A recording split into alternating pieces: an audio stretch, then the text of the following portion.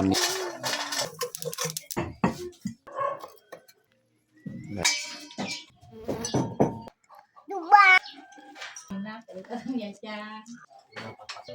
อย่าลืมกดไลค์กดแชร์และกดติดตามเด้อพี่น้อง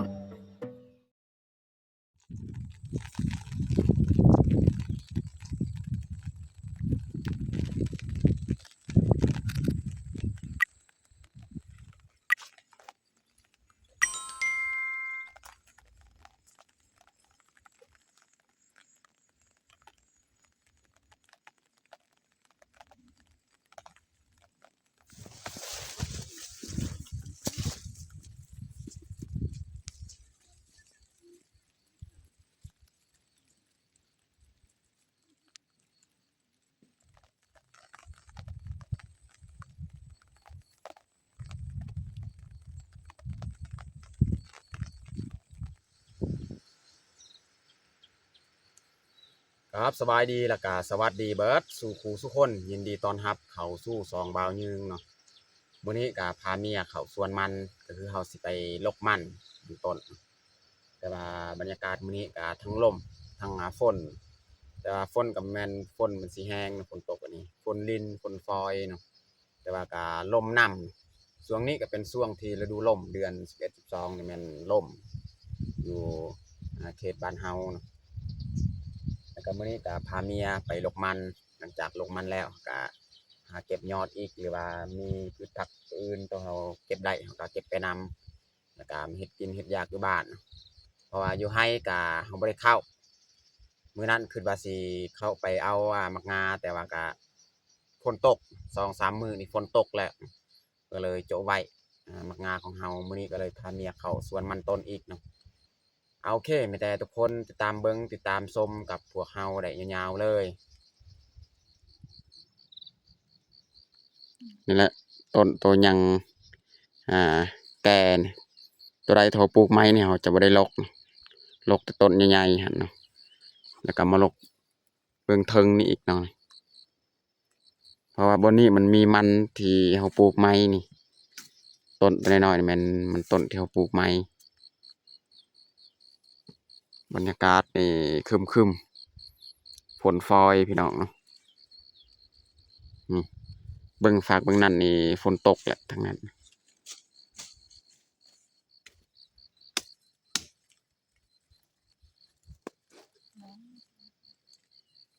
ส่วนมักนัดแต่นี่ก็บ่มีเวลาเข้าไปเสียหญ้าเนาะ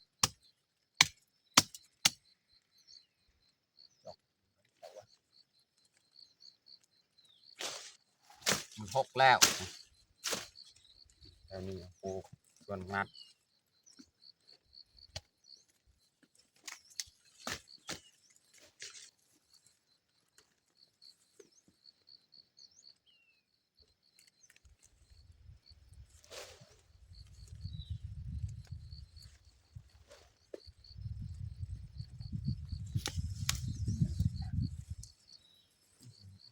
ใ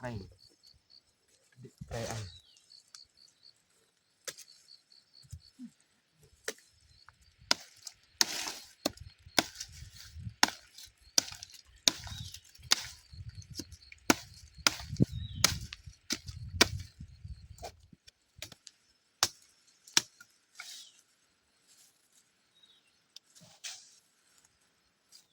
ลกประมาณ3-4 ต้นนะจำพอดีเต็มกระทาเนาะ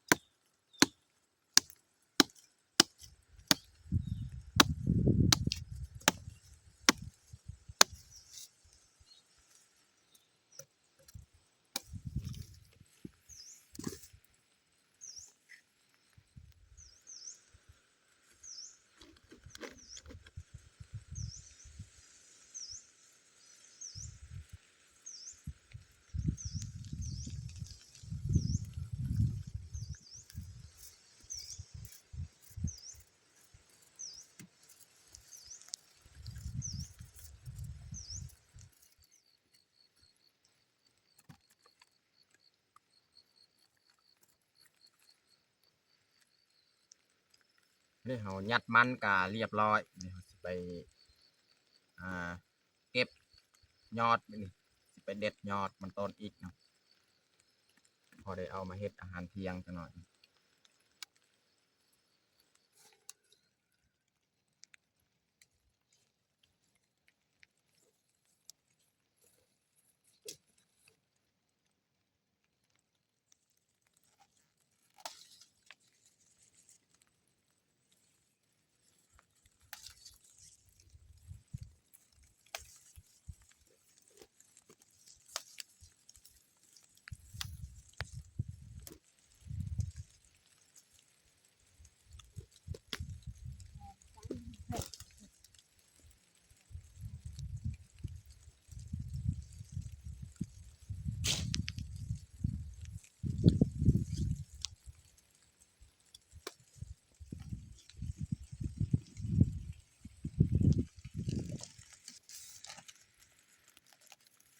เราจะเก็บเอาผักอันนี้เนาะผักกันยังละข่อยก็ลืม FC ก็บอกไปแล้วแหละผักบกบ่ยังเลยใบบกบ่นี่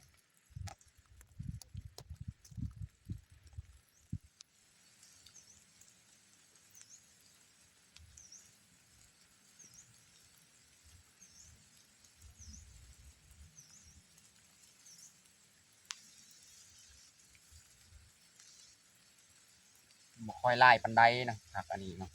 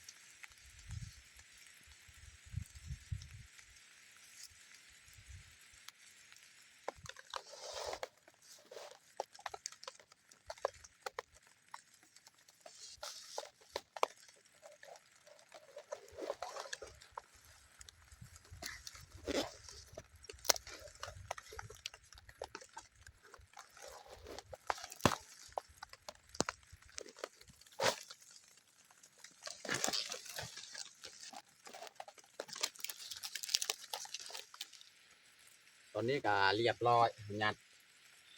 พืชผักของเราเขาสิเตรียมกลับเลยเนาะ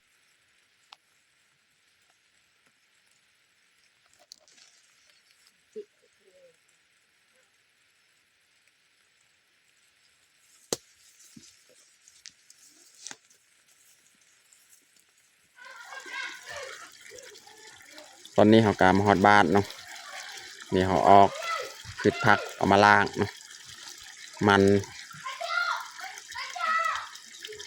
อยู่น้ำห้วยเมื่อกี้นี่มันขุ่นเนาะ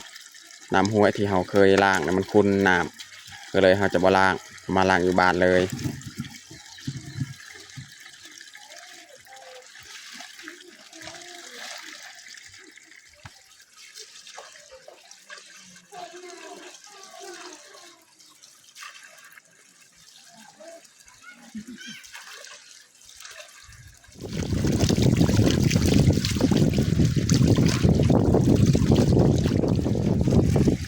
โอ้ลมแห้งพี่น้องเอ้ยทั้งลมทั้งฝนนี่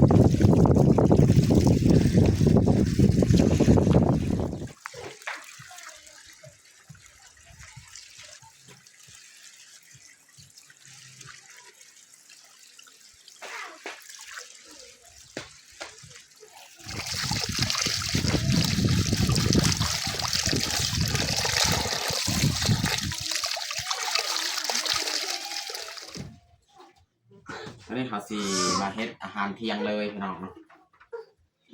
บ่มีอาหารการกินพี่น้องเขาสิเอายอดมันต้นกับผักอันนี้แหละผักเป็นอย่างผักใบบกใบหยังผักนอกบ่อันนี้แหละเขาสิเอามาลวกแล้วก็มาเฮ็ดซุปพี่น้องเนาะเฮ็ดเมนูแบบอื่นก็บ่เป็นนะแต่เขาสิเฮ็ดซุปเอาโอ้เต่าดา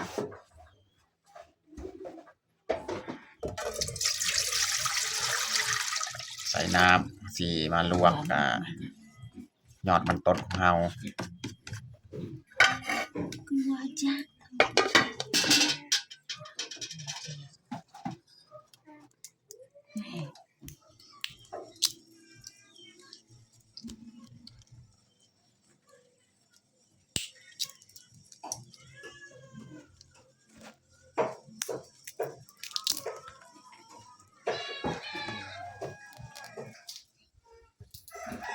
อันนี้เราจะแกะหมักถั่วดินเอาหมักถั่วดินมาคั่ว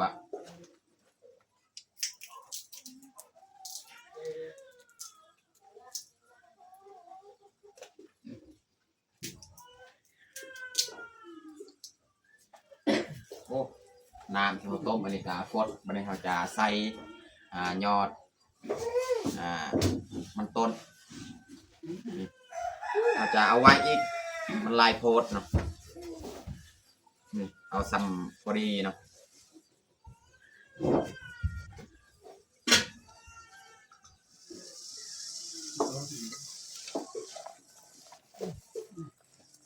ส่วนยอดแมนยอดผักใบบกไปยังเมื่อกี้เอาใส่น้ำลังเนาะ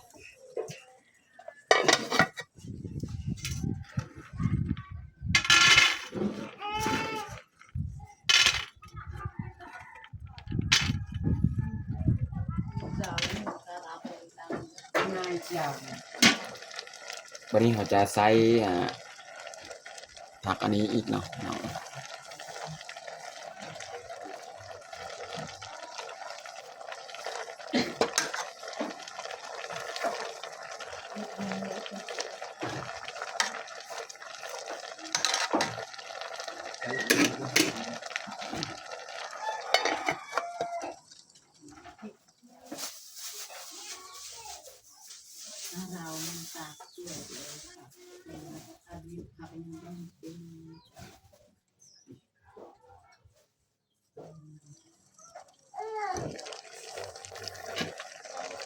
ตอนนี้ก็น่าจะสุกเรียบร้อยนะพี่น้องเนาะส่วนผักตัวบังเทิงนี่เขาจะไม่ได้ล้างแต่เขาจะล้างยอดมันหั่นเนาะ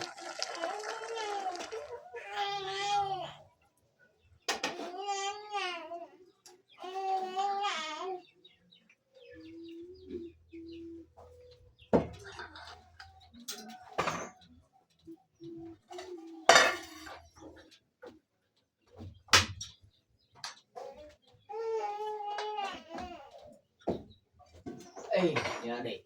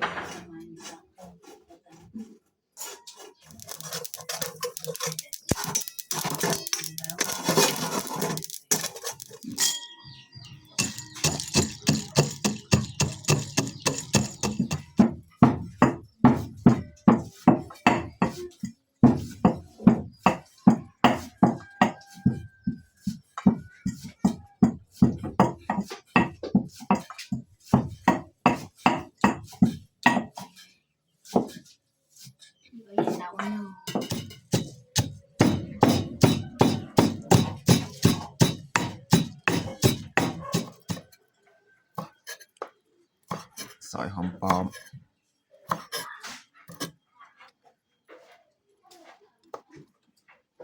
วันนี้เราจะเริ่มปรุงนะพี่น้องเนาะเครื่องหอมยังกะเรียบร้อยแล้วเราเตรียมไว้เอาใส่พวกมะงา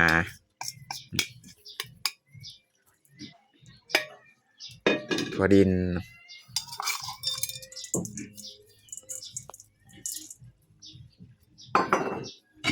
ใส่พริกและพริกสำคัญจังหน่อยจึงเติมไม้ถ้าว่าบ่พอใส่เกลือเป็นนัวบัดนี้ใส่เกลือผงนัว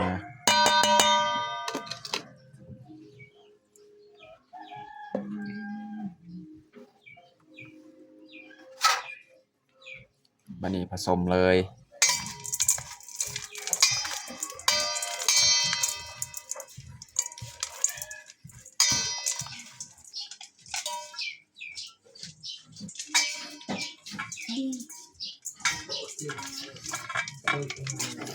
วันนี้เราใส่ปลาแดกอีกพี่น้องเนาะใส่ปลาแดกสำเร็จรูป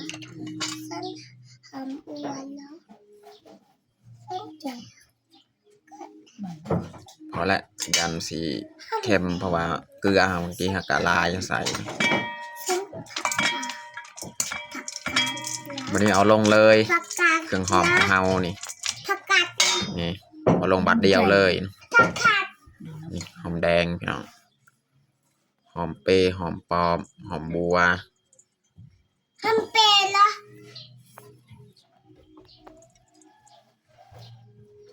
ทำเป็นเหรอฉันบักทำแดงละ สุดท้ายนี่เราจะใส่หอมสะระเนนี่เรียบร้อยการเห็ดซุปผักพี่น้อง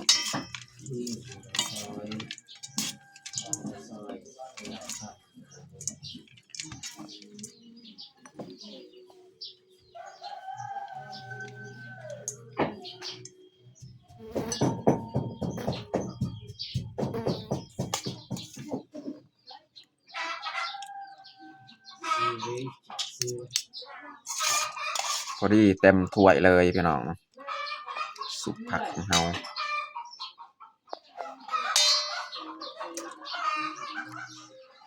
ตอนนี้ก็เรียบร้อยเราจัดข้าวของเราซุปผักเนาะสำหรับอาหารเที่ยงของเรากับบัดซุมนี้แหละตอนนี้ก็เรียบร้อยเราแต่งข้าวของเราแต่เราจะลงมือกินข้าวเที่ยงเลยเอามาทุกคนมากินข้าวเที่ยงน้ำกันเอาน้องพลอย เอามากินข้าวเที่ยงกัน ยิน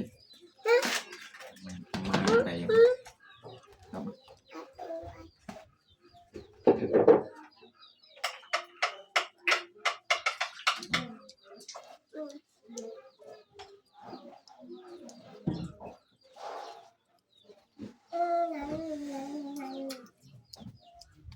ใช่จับนั่นน่ะนี่เลยยังเอาไปกิน ข้าวแดงกูจะทำแดงจริงหั่นกันชาติก้อย ดูบาปดูปีทำอาหารกูตังบาปทำไมดูกระทายอยู่นะแต่ก็อย่าจ้า